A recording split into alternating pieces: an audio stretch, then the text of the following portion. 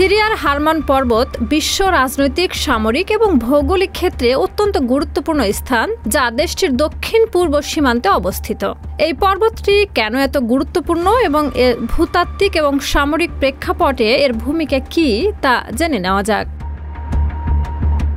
প্রধানত এটির ভৌগোলিক অবস্থানের কারণ মূলত হারমন পর্বত সিরিয়ার দক্ষিণ পূর্ব অঞ্চলে সিরিয়া ও লেবাননের সীমান্তের কাছে অবস্থিত। এটি গোলান মালভূমি থেকে কিছুটা পশ্চিমে লেবাননের সাথে সীমান্তে অবস্থান করছে। এটি একটি উঁচু এলাকা যা সেনাবাহিনীর জন্য কৌশলগত দিক থেকে অত্যন্ত গুরুত্বপূর্ণ। এরপরে রয়েছে এর সামরিক গুরুত্ব।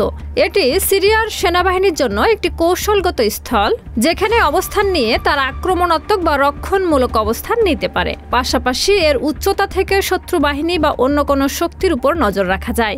এই পর্বতটি ইসরায়েল এবং সিরিয়ার মধ্যে দীর্ঘদিন ধরে বিবাদমান অঞ্চলের অংশ ছিল এবং এটি উভয় দেশের জন্যই কৌশলগত দিক থেকে অত্যন্ত গুরুত্বপূর্ণ।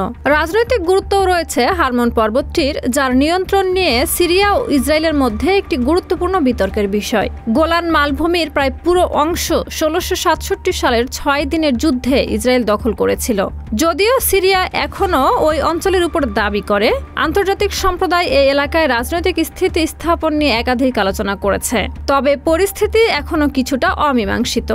সিরিয়া সরকারের জন্য এ অঞ্চলের নিয়ন্ত্রণ ক্ষমতা অনেক সময়ই তার সার্বভৌমত্ব রক্ষার প্রশ্ন হয়ে দাঁড়িয়েছে।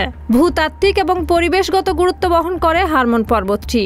এটি একটি বিশেষ প্রাকৃতিক পরিবেশে অবস্থিত, যা পাহাড়ি অঞ্চল, নদী এবং বিভিন্ন ধরনের বাস্তুতন্ত্রে সমৃদ্ধ।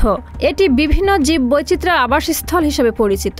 যেহেতু এটি দুটি দেশের সীমান্তবর্তী, তাই পরিবেশগত বিপর্যয় বা অস্থিরতা এখানে ব্যাপক প্রভাব ফেলতে পারে।